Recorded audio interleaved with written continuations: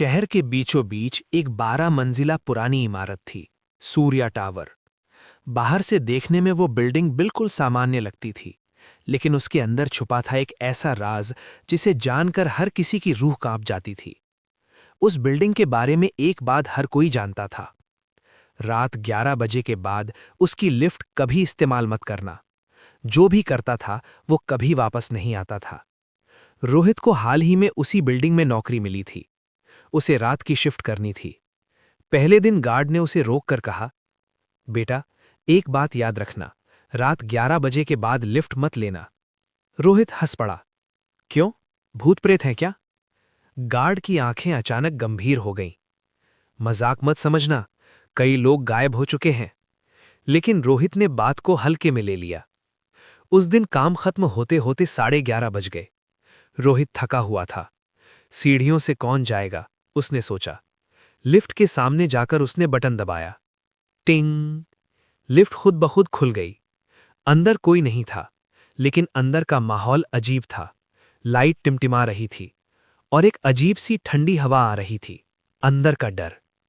रोहित अंदर गया और 6th फ्लोर का बटन दबाया। दरवाजा बंद हुआ। लिफ्ट चल पड़ी।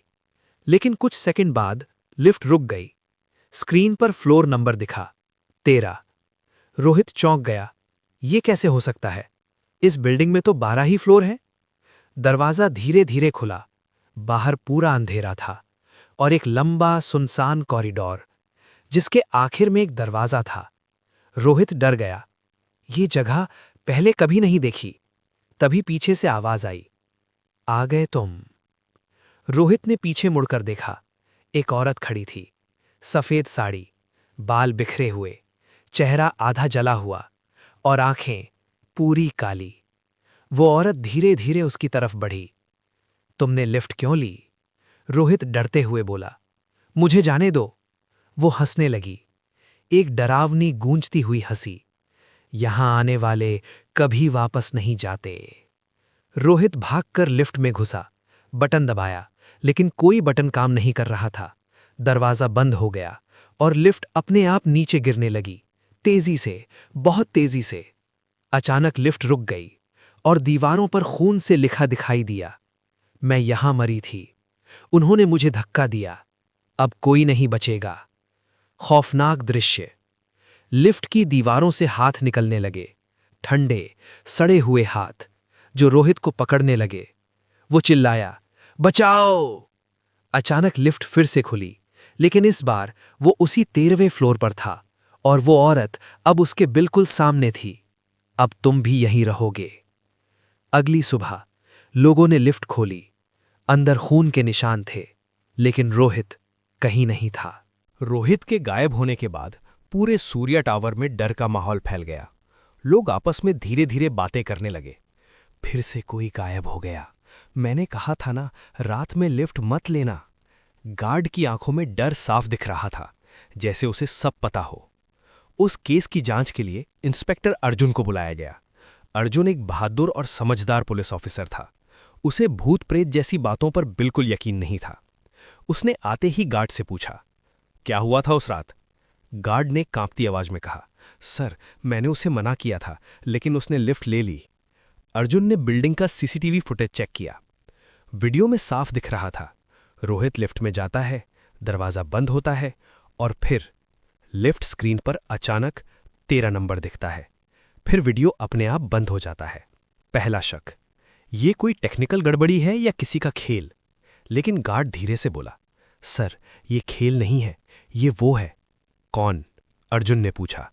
गार्ड ने डरते हुए कहा, वही जो लिफ्ट में रहती है। अर्जुन ने बिल्डिंग के पुराने रिकॉर्ड निकलवाए। उसे एक फाइल मिली जिस पर लिखा था, मृत्यु, नीलिमा शर्मा। नीलिमा वही औरत थी। कई साल पहले नीलिमा इस बिल्डिंग में रहती थी।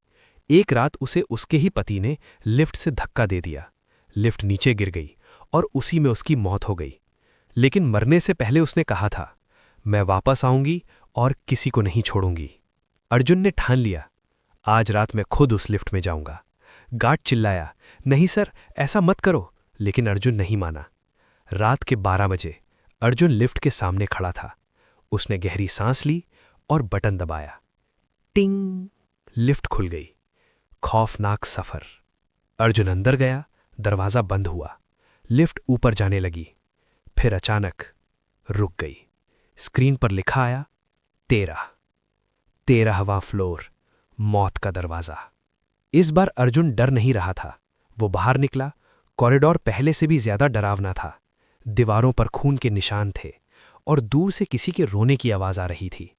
अचानक सामने वही औरत दिखाई दी, नीलिमा।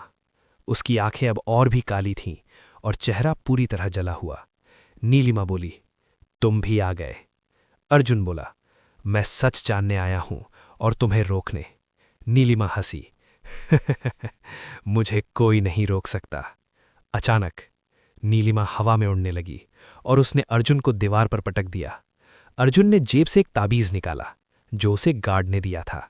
ताबीज चमकने लगा। नीलिमा चीखने लगी, ये मत दिखाओ। अर्जुन समझ गया, यही उसकी कमजोरी है। अर्जुन ने ताबीज उसकी तरफ फेंका और जोर से बोला, अब खत्म हो जाओ। पूरी बिल्डिंग हिलने लगी, लिफ्ट कांपने लगी। अचानक सब कुछ शांत हो गया। नीलिमा गायब हो गई। लेकिन अर्जुन ने सोचा सब खत्म हो गया। वो वापस लिफ्ट में गया, नीचे आने के लिए बटन दबाया, लिफ्ट चल पड़ी। लेकिन स्क्रीन पर फिर वही नंबर आया, 13। अर्जुन के चेहरे का रंग उड़ गया और पीछे से वही आवाज आई, मैं अभी भी यहीं हूं। अगले दिन अर्जुन भी गायब था। अब बिल्डिंग में कोई नहीं जाता, लेकिन कभी कभी रात को लिफ्ट अपने आप चलती है और एक साथ दो आवाजें आती हैं, एक नीलिमा की और एक अर्जुन की। अगर तुम कभी उस बिल्डिंग में जाओ और रात के बाद लिफ्ट अपने आप खुल जाए तो याद रखना, लिफ्ट मत लेना, वरना मौत पक्की है।